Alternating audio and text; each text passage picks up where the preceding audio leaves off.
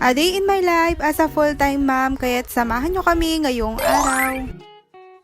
First time ko nga palang magluto na kumpleto nga yung ingredients ko. Heto nga, tumaga pa nga ng mga oras na ganyan, kaya naman inasikaso ko na nga pala itong ulamin namin. Titinola na nga sana ako mga moms, pero wala nga gulay, kaya naman ang ending, kaldereta na lang. Sasabaw na nga lang sana ako at hindi na nga kakain ng ulam. Charis. Sakto naman nga mga moms, tinanong ko nga yung biyanan ko kung may gulay pa sila. Ito naman nga mga moms, nagluto nga pala sila ng ulam, kaya naman heto, nagluto na din ako. Charis. Mapaparami ka talaga ng kain pagka ganito nga yung ulam nyo. Tiyak na masisira nga yung diet pagka ganito nga yung ulam. Charis. Naglagay na nga pala ako ng sibuyas at kokonti nga lang pala yung nilagay kong taba.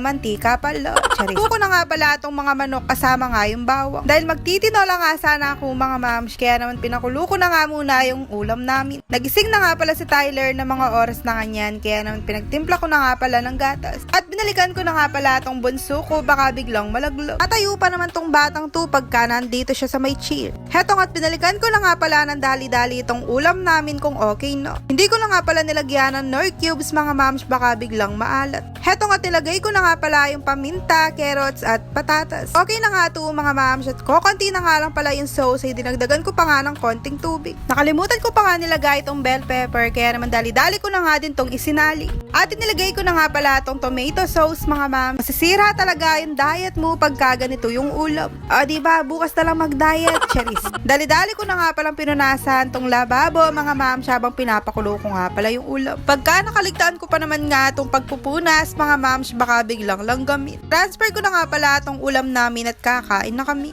At sa mga oras na kanya na itinawag ko na nga si Tyler para kumain no.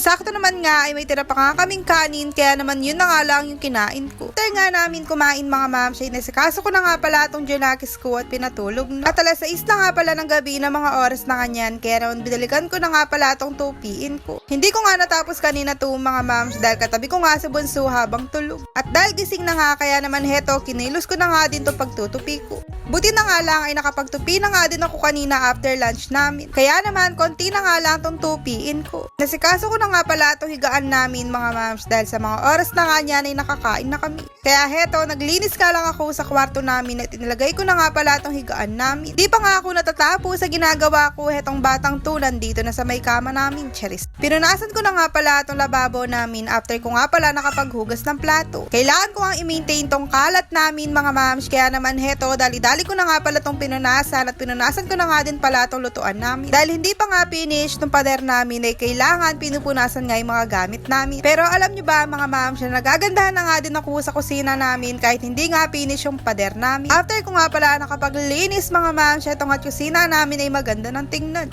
Dali ko na nga palang pinunasan tong lamesa namin at pinapulot ko na nga pala yung laruan ni Tyler. Yun lang, salamat, bye!